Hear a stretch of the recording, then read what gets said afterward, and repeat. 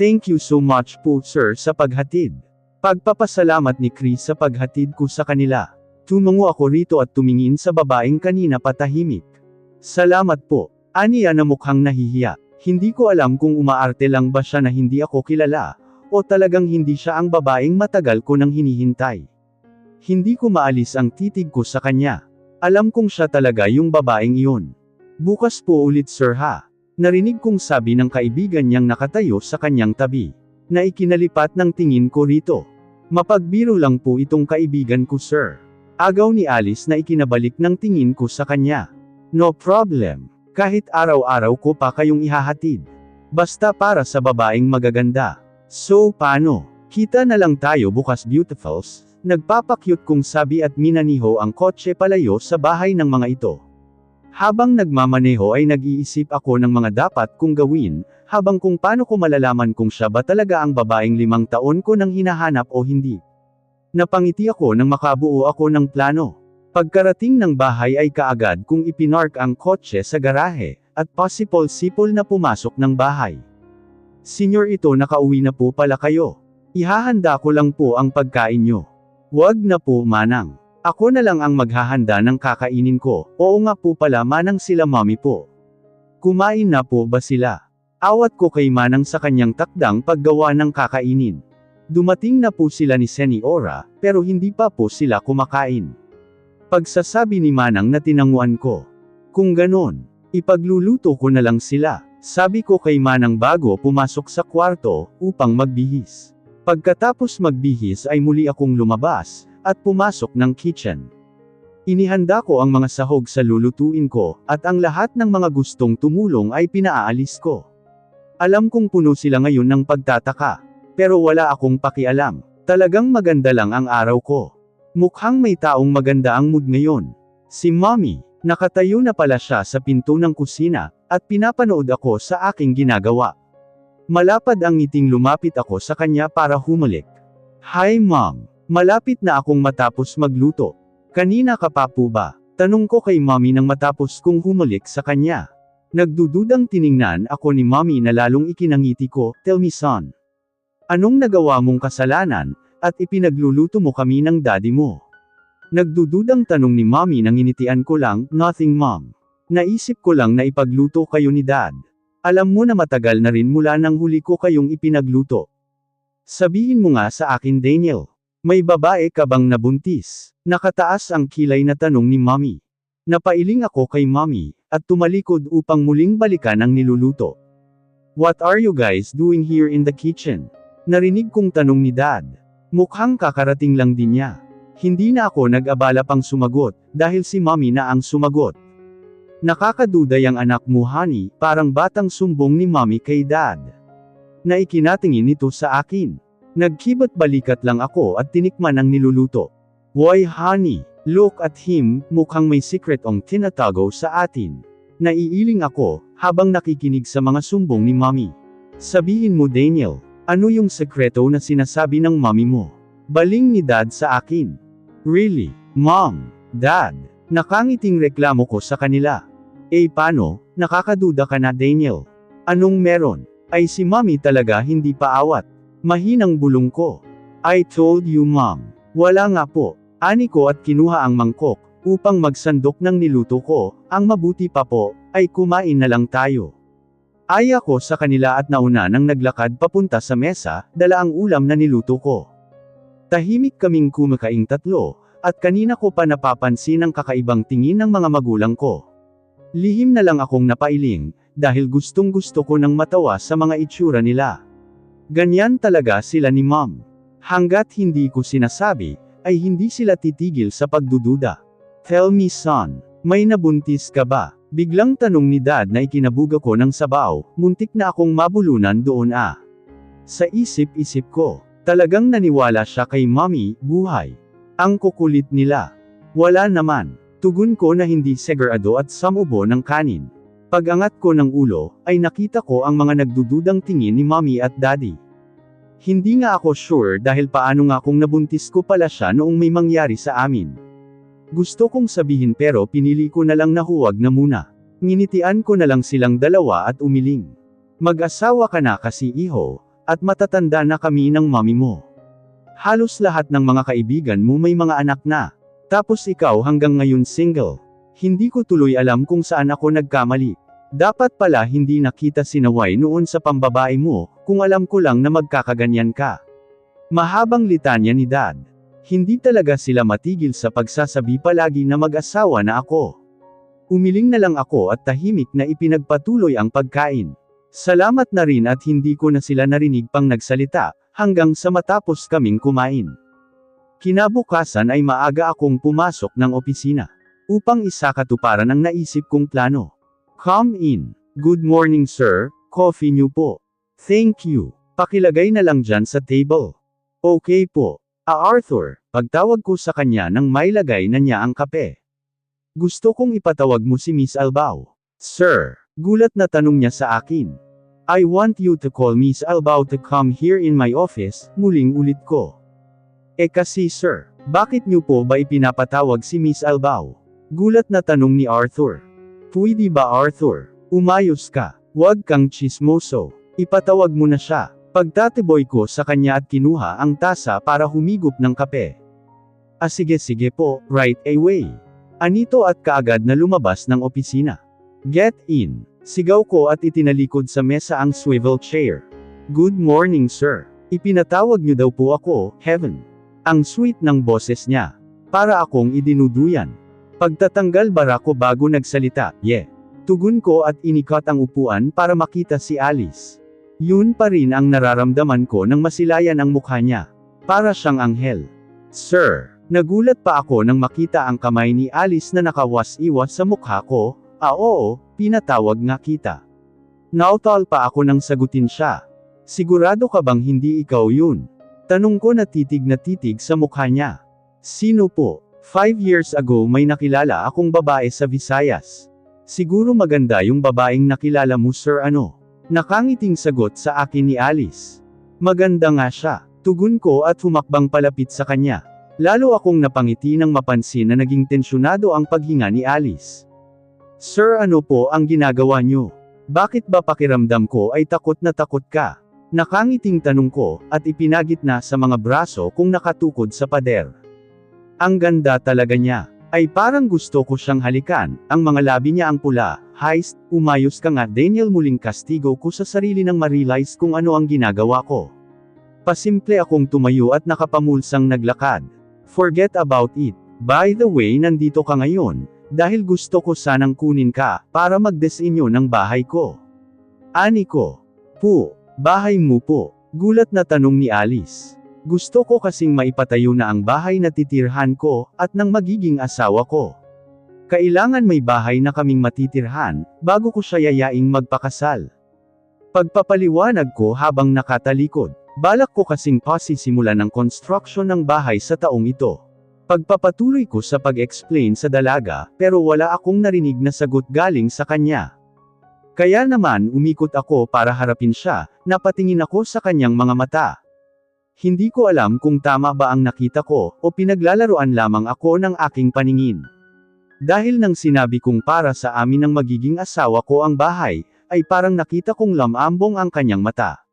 Pero saglit lang din at napalitan na ng masayang aura. Iwan lang. Kung tama ba ang nakita ko o pinaglalaroan lamang ako ng aking mga mata, dahil sa yun talaga ang gusto kong makita. Umayos ka Daniel. Bakit naman siya malulungkot, kung hindi ka naman niya kano-ano? Nag-illusion ka na. Pero bakit po ako sir?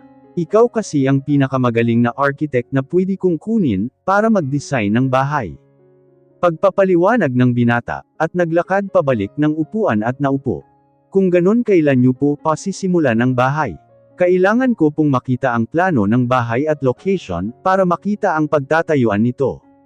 Sure. Anytime you want isasama kita sa location na papatayuan ng bahay. By the way sino po ang engineer na makakatrabaho ko? I will be the engineer that you are going to work with. Seryosong sagot ko habang hindi inaalis ang tingin sa kanya. Engineer po kayo. Gulat na gulat ang mukha niya. Parang gusto ko nang matawa sa nakikita kong anyo niya. Hindi lang halata pero engineer ako. Licensed engineer actually. Bago ako namahala ng negosyo nag-aral ako ng engineering, at kumuha ng exam. Nakakabilib naman po kayo. Napahanga na ba kita? Nakangiting tanong ko kay Alice, na tumango naman. Kung ganon kailan mo po pasisimulan ang trabaho? Anytime. Just call me and I'll bring you with me. Okay. Tatawagan ko na lang po kayo. Lalabas na po ako. Okay. You can go. Tugon ko at kaagad na pumunta ng upuan at naupo. Bakit siya ganun? Halatang halata naman na kilala niya ako, pero bakit ayaw niyang aminin na magkakilala kami? Natanong ko sa sarili nang makalabas na ang dalaga. Napatingin ako sa cellphone kung tumutunog sa ibabaw ng mesa. Kaagad na dinampot, at pinindot ko ang answer button nang makita kung sino ang tumatawag. Hello beautiful, napatawag ka? Malambing kong tanong sa babaeng nasa kabilang linya. Wow, hanggang ngayon playboy ka pa rin. Kamusta ang pinakagwapong playboy na nakikilala ko sa Pilipinas? Biro ng nasa kabilang linya na ikinangiti ko ng malapat. Wow, hanggang ngayon harsh ka pa rin magsalita. Kamusta ang magandang babaeng nakikilala ko dyan sa Amerika? Ganting biro ko sa nasa kabilang linya. Nakakahalata na ako bakit magandang babae lang? Ang alam ko ako ang pinakamagandang babaeng nakikilala mo. Bakit yata nag-iba na ngayon ang paniniwala mo? Animoy nagtatampong sabi ng nasa kabilang linya. Ano, sinabi ko ba yun? Wala akong maalala. Nakatawang palusot ko. Para na akong tanga ngayon dito. Baka nga kung may makakakita sa akin, ay mapapagkamalan na akong baliw. Alam mo, matanda ka na kasi, kaya nagiging makakalimutin ka na. Sabi sa'yo dapat pinakasalan mo na lang ako. Kung ikaw ang pinakasalan ko, malamang hindi pa rin ako magbabago hanggang ngayon Bernadette. Bernadette is my childhood friend. Isa siyang modelo sa ibang bansa. Tungkol naman sa kung bakit ko nasabi na hindi ako magbabago pag kami ang nagkatuluyan, yun ay dahil alam kong pagbibigyan lang din niya ako sa mga gusto kong gawin. Oo na po, nakaka-insulto ka Pogi. Gusto ko nga pala na sunduin mo ako sa pag-uwi ko Napailing ako sa pakiusap ni Bernadette sa kabilang linya. Talaga, kailan naman uuwi ang magandang babae na kilala ko? Birong tanong ko. Hindi ko alam kung matutuwa ba ako na tumawag pa ako o ano. Di ba sabi ko ako lang ang pinakamagandang babaeng kilala mo, hanggang ngayon childish parent siya. Sa isip-isip ko. Paano kung nakita ko na ang pinakamagandang babae sa paningin ko? Kaya wag ka na magtampo. Basta tawagan mo ako kung kailan ang dating mo. Pampalubag loob ko kay Bernadette. Alam kong nagtatampo na siya, dahil sa ayaw ko siyang tawaging pinakamaganda. Napatingin ako sa pinto bago sumagot. Pasok. Sir, magsisimula na po ang meeting within 15 minutes, si Arthur para ipaalam ang meeting schedule ko. Sige Arthur, susunod na ako. Tugon ko bago muling kinausap ang nasa cellphone ko. Miss Beautiful, call me na lang pag nasa Pinas ka na. I have to go. Pagpapalam ko na sinang-ayunan naman ni Bernadette. Ang pogi talaga ni Sir, kinikilig na sabi ni Chris. Ay malandi talaga ang babaeng ta. Hay naku, tigilan mo yan. Nakasimangot na saway ko rito. Ang killjoy talaga kahit kailan. Nakangiwi ang mukhang sabi ni Chris sa akin. Kung magkakagusto ka sa lalaki, piliin mo ang alam mo na magugustuhan ka. Bali walang sabi ko at nauna nang pumasok. Bakit? Sinabi ba ni Sir na hindi niya ako magugustuhan? Hindi naman niya sinabi, pero playboy ang lalaking yun kaya umiwas ka na lang. Bali walang tugon ko, at hinubad ang suot na sapatos at nilagay sa shoe rack. Alam mo, kung makapagsalita ka parang kilalang kilala mo na si Sir Nagdududang pag-uusisa ni Chris. Hindi kami magkakakilala. Nakikita naman sa pag-uugali niya Nag-inat muna ako bago ipinagpatuloy na magsalita, magluluto lang ako. Okay, maliligo na ako, tapos tutulungan na kita dyan. Okay. Tugon ko at isa-isa na inilabas ang mga ingredients, hindi nagtagal ay nakapagluto na rin ako. Tama naman na lumabas ng banyo si Chris. Ang tagal mo sabi mo tutulungan mo ako. Reklamo ko kay Chris habang nagsasandok ng ulam. Sorry bueno, sa susunod ako naman ang magluluto. Kain na tayo. Ani ni Chris at nauna pang maupo at kumain. Kinabukasan, paggising ko ay kaagad ako naligo, at nagayos ng sarili. Paglabas ko ng kwarto ay nakita ko ang mga pagkain na inihanda ni Chris. Napangiti na lang ako dahil tinupad niya ang sinabi niya kagabi. Andyan ka na pala, halika na, kain na. Aya ni Chris na tinanguan ko. Kaagad kaming naupo ni Chris at sinimulang kumain. Nang matapos kaming kumain, ay sabay na kaming naghanda at umalis upang pumasok. Pagdating ng opisina, ay kaagad kong inayos ang mga gamit ko at sinimulan ang trabaho. Hello Miss Albao, good morning, this is Arthur, Secretary of Mr. Villafuerte. Sir Arthur, ikaw pala. Tumawag ako, ipaalam na ipinapatawag po kayo ni CEO. Kakausapin niya daw po kayo sa office. Ganun ba? Okay. Papunta na ako. Tugon ko at kaagad na pumunta ng elevator, at umakyat papunta sa opisina ng boss ko. Katok ko ng 3 beses, at kaagad na pumasok nang marinig ang tugon ng boss ko. Good morning sir. Ipinatawag niyo daw po ako. Bungad na pagbati ko, kahit hindi ko nakikita ang nakaupo sa upuang nakatalikod. Narinig kong pag-ubo nito at saka inikat ang inuupuan paharap sa kinatatayuan ko, Aniya ng ngiting-ngiti. Hindi pa rin siya nagbabago. Siya pa rin ang lalaking nakilala ko, na kapag tumitig ay parang inaakit ka. Dahil sa mga oras na pakiramdam ko ay inaakit niya ako. Lihim akong kinikilig sa mga titig niya. Bakit ba ang rupok ko? Pero hindi kailangan ko siyang iwasan. Hindi pa ito ang tamang oras para ipaalam sa kanya ang tinatago ko. Sir, ano po ang kailangan niyo sa akin, at ipinatawag mo po ako? Tanong ko pero nagtaka ako. Bakit hindi man lang niya ako sinagot? Nakatingin naman siya sa akin. Sir, tawag ko at lumapit at ikanaway sa harapan niya ang kamay ko, oo, pinatawag nga kita. Seryosong sabi niya na hindi man lang mababakasan ng emosyon ang itsura. Sigurado ka bang hindi ikaw yun? Biglang tanong niya, at tumayo at lumapit sa akin. Bigla akong natuod sa kinatatayuan ko, at nakipagtitigan sa kanyang mga mata. Sino po? Nauutol kong tanong. Pinakiramdaman ko ang puso ko. Ang bilis-bilis ng tibok ng puso ko ngayon. Ngayong kaharap ko muli siya ng malapitan. Pakiramdam ko para akong bumalik sa nakaraan. Doon sa nakaraang 5 taon. Una ko itong naramdaman nang masilayan ko ang gwapo niyang mukha, nang aksidente kong napasukan sila ng babaeng kasama niya. Oo, natatandaan ko iyon, dahil ng araw na iyon kahit na nasa awkward kaming sitwasyon, ay hindi ko napigilan ang sarili ko na humanga sa pisikal na anyo niya. 5 years ago may nakilala akong babae sa Visayas. Narinig kong tugon niya. Alam ko na ako ang tinutukoy niya pero ayoko. Ayokong aminin na ako yun. Siguro maganda yung babaeng nakilala mo sir ano. Nagbibiro kong balik. Naisipan ko na idaan sa biro ang awkward na nararamdaman ko. Ganito pala kahirap humarap sa taong pinagtataguan mo. Maganda nga siya. Aniya at humakbang palapit sa akin. Biglang kumabog ng malakas ang dibdib ko. Kakaibang pakiramdam ang nararamdaman ko. Ang bilis ng tibok ng puso ko, parang may mga nagkakarerahang mga kabayo sa loob ng puso ko. Sir, ano po ang ginagawa niyo? Kinakabahang tanong ko at umatras. Pero hindi ko inaasahan na aabanti rin si Sir. Habang umaatres ako, ay patuloy din siyang humahakbang palapit sa akin. Bakit ba pakiramdam ko ay takot ka? Napahinga ako ng malalim sa sinabi niya. At lalong kinabahan nang makitang napapagitnaan ako ng mga braso niya. Nagpali nga ako sa paligid, at napansin kong wala na akong matatakbuhan. Dahil nakatalikod na pala ako sa pader. Magkalapit na rin ang aming mga mukha. At sa lapit nito, ay amoy na amoy ko na ang kanyang mabangong hininga, na hinahaluan ng mabangong aroma na galing sa pabangong gamit niya. Kakaibang init ang nararamdaman ko, para akong kinukuryente sa tuwing dadapo ang hangin na nagmumula sa kanyang paghinga. Lalong bumilis ang paghinga ko. Pakiramdam ko para na akong nasusuffocate dahil sa sitwasyon namin.